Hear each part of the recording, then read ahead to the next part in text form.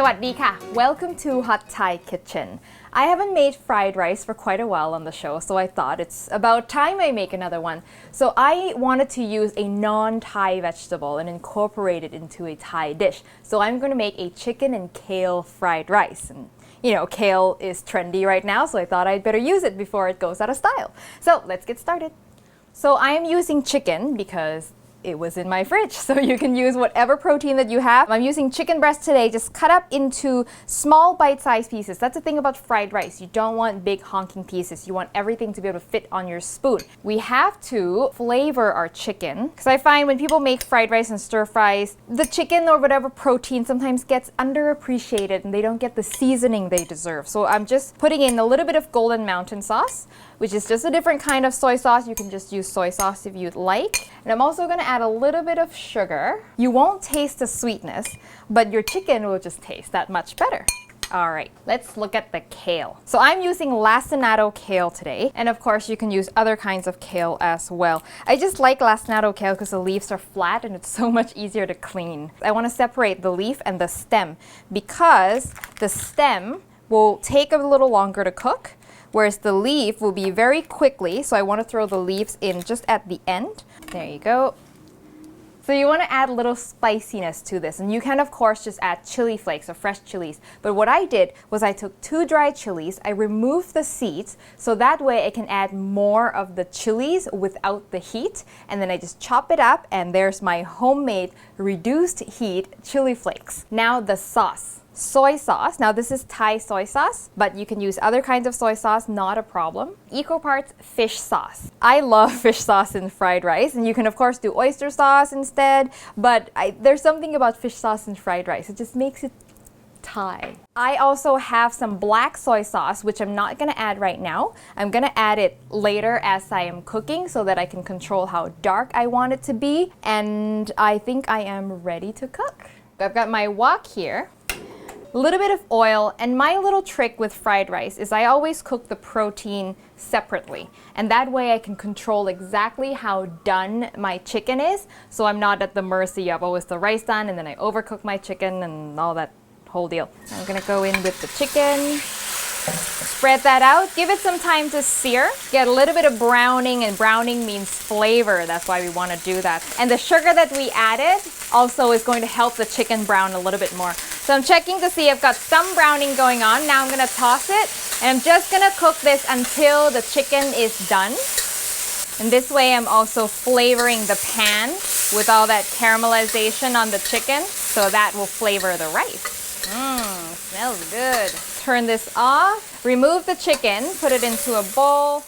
Now is when the fun really begins. Going to add a little more oil. And then as with all stir fries, you want to start out with your aromatics. And our aromatics in this case is onion, garlic, and the chili flakes. So what's happening now is not only are we cooking the vegetables, we are allowing the vegetables and the chilies to distribute their flavors into the oil, and the oil will then go and flavor everything else. And I'm going to add the kale stems, give it a chance to cook. And I love how the vegetables are picking up all the caramelization left by the chicken. That's how this works. All right, I'm putting 2 eggs. Now, when it comes to fried rice, I do about 1 egg per person. So this is for 2. I'm putting 2 eggs. Don't rush it. I'm gonna break the yolk. I want to give it a little time to set before I scramble. If I scramble too quickly, it'll just become annihilated. And then I want, little pieces of egg rather than just egg mush all over the place. Okay, so that's good. That's about halfway. So I'm going to give it a quick scramble. Yeah, just about, 75% set. I'm going to add my rice. Now, in my pineapple fried rice video, I had a whole tutorial on how to make good rice for fried rice, but basically you don't want to add too much water. 1 part rice, 1 part water is about perfect. And if you can, give it a chance to cool down in the fridge so that it'll separate nicely like it is doing for me here. This rice has actually been made 2 days ago. I stole it from Adam, my cameraman. And the sauce, the liquid from the sauce will actually help the rice separate a little bit. So the action here is you want to use the back of your spatula to press down on any lumps that you see. A little bit of sweetness, a little bit of sugar. Again, you won't taste sweetness necessarily, but what you'll taste is the well-balanced saltiness.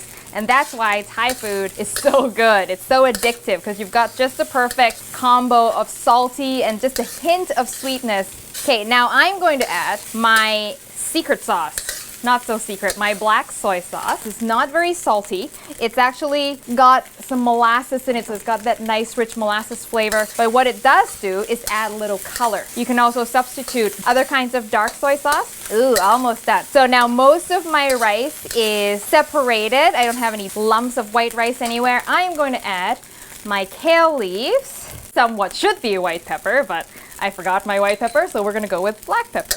Give that a toss, give the kale some time to wilt, and then I'm gonna add my chicken back in. And yes, pour all that liquid that's collected in the chicken bowl back in. That's all flavor, and it'll get absorbed by the rice. And that is it. Your fried rice is done.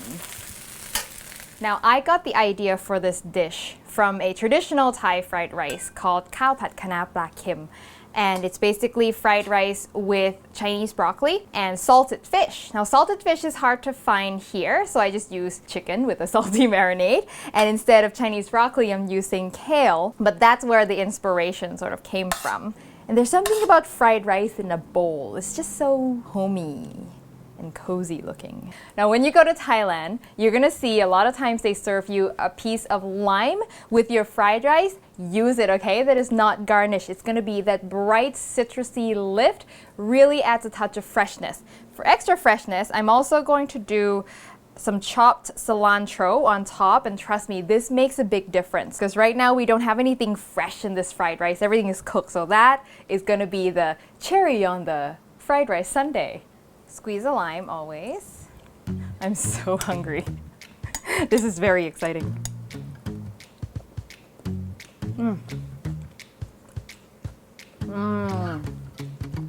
This to me has the flavor of one of those street side, hole in the wall places that serve up simple goodness like this fried rice here.